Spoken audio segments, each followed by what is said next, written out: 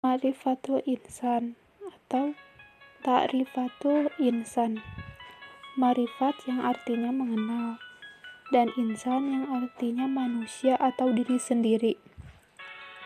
Jadi ma'rifat insan diartikan sebagai mengenali diri sendiri dengan istilah ma'rifatul insan, yaitu suatu proses mengenali dan memahami ciptaan Allah merupakan makhluk yang sempurna di antara makhluk lainnya.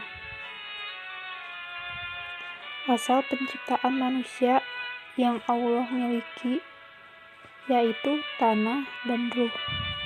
Unsur manusia berdasarkan fungsinya manusia dibagi 3, yaitu qalbu atau hati, akal, dan jasad. Lalu amanah manusia. Yang pertama ada amanah al-ibadah. Manusia diberi tugas agama, yaitu mengerjakan perintah dan menjauhi larangan. Yang kedua, amanah al-khalafah. Kepemimpinan di muka bumi, yang maksudnya adalah menugaskan kepada manusia mengelola bumi dan menaati perintah Allah. Lalu balasan, yaitu mereka yang melakukan amal kebajikan akan memperoleh balasan kebaikan yang setimpal ataupun pahala yang mereka kerjakan. Hakikat manusia dibagi 5. Yang pertama, sebagai makhluk, sesuatu yang dijadikan atau yang diciptakan oleh Allah, seperti manusia, binatang, dan tumbuhan. Dan di antaranya ada alal fitrah atau berada di atas fitrah. Lemah, diciptakan oleh Allah dalam keadaan lemah, terutama menghadapi hawa nafsu, tekad, dan lemah iman dan kesabaran. Dan yang ketiga, bodoh. Manusia diciptakan oleh Allah Ta'ala dalam keadaan jahil atau bodoh, fakir, dalam keadaan butuh. Hakikat yang kedua, yaitu dimuliakan satu-satunya makhluk Allah dari makhluk yang lainnya.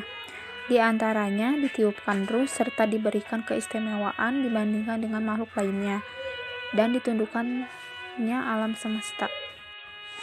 Dan yang ketiga, dibebani.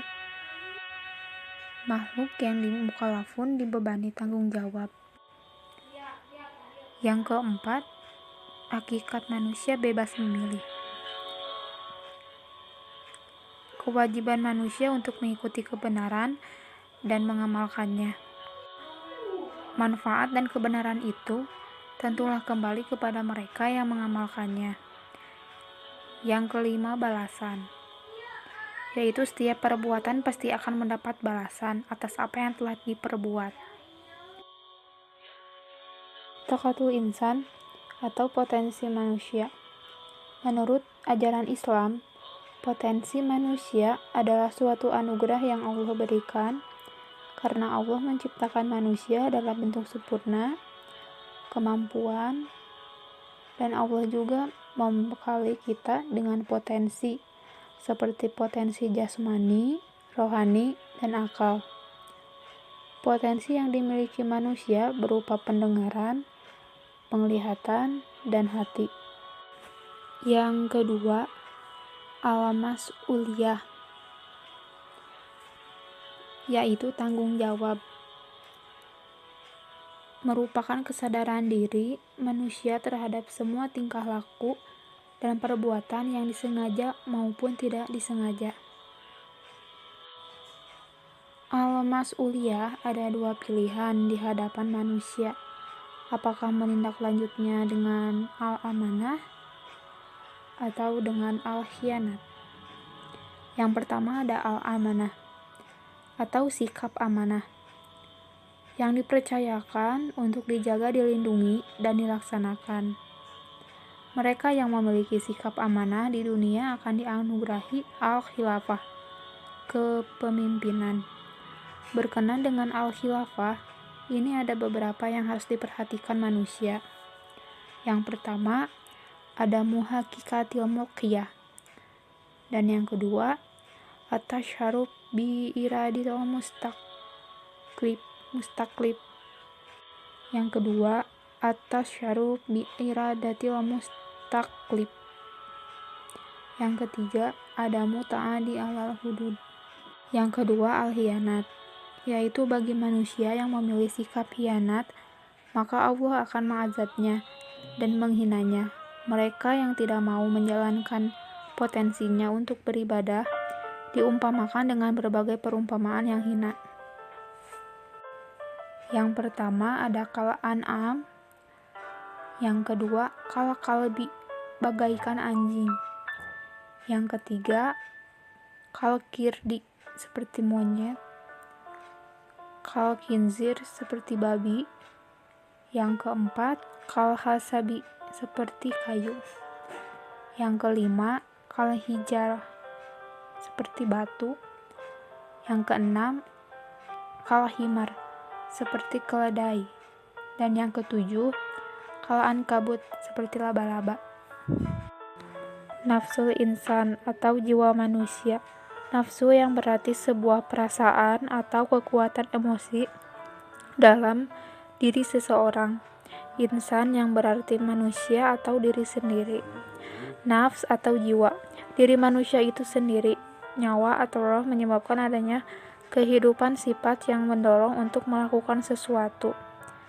Adapun kata nafs memiliki arti, yaitu yang pertama jiwa atau sesuatu yang dimiliki eksistensi dan hakikat. Yang kedua nyawa yang menyebabkan adanya kehidupan. Yang ketiga suatu sifat pada manusia memiliki kecenderungan kepada kebaikan dan kejahatan. Yang keempat sifat pada diri manusia yang berupa perasaan dan indera yang ditinggalkannya ketika ia tertidur. Adapun 3 tingkatan nafsu.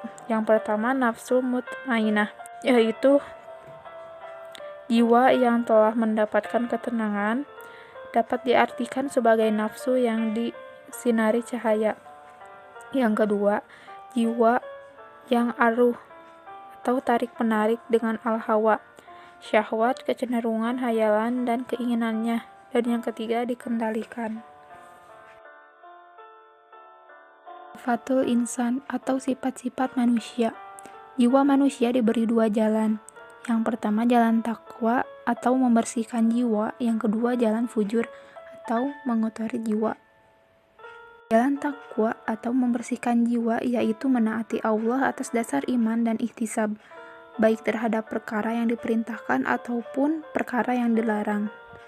Takwa dalam Al-Quran memiliki 3 makna. Yang pertama, takut kepada Allah dan pengakuan superioritas, bermakna taat beribadah, dan dengan makna pembersihan hati dari noda dan dosa. Berikut sifat manusia yang dikelompokkan ke dalam orang-orang yang mensucikan jiwa. Yang pertama, banyak bersyukur, bersabar, berhati lembut, kasih sayang, suka taubat, bersikap lemah lembut, selalu bersikap jujur, terpercaya, akan memperoleh keberuntungan. Yang kedua, jalan fujur atau mengotori jiwa, yaitu menenggelamkan jiwa ke dalam dosa dan kemaksiatan. Ketika jiwa kotor yang saling membantu untuk meningkatkan kekeruhannya telah terkumpul, maka akan melahirkan kemaksiatan yang serupa ataupun dalam bentuk tindakan atau perilaku yang buruk yang lainnya. Sebagai berikut: tergesa-gesa, berkeluh kesah, tidak mau berbuat baik, kufur, pendebat, pembantah atau zalim, jahil. Hakikah al-ibadah atau hakikat ibadah. Yang pertama, perasaan. Sumber pelaksana ibadah. Memahami hakikat ibadah kepada Allah, ibadah yang berasal dari kata abada, yang berarti menghamba. Merasakan banyaknya nikmat Allah dan merasakan keagungan Allah. Adapun ibadah yang dilakukan merupakan tujuannya. Yang pertama, tujuan menghinakan diri, tujuan kecintaan, dan tujuan ketundukan.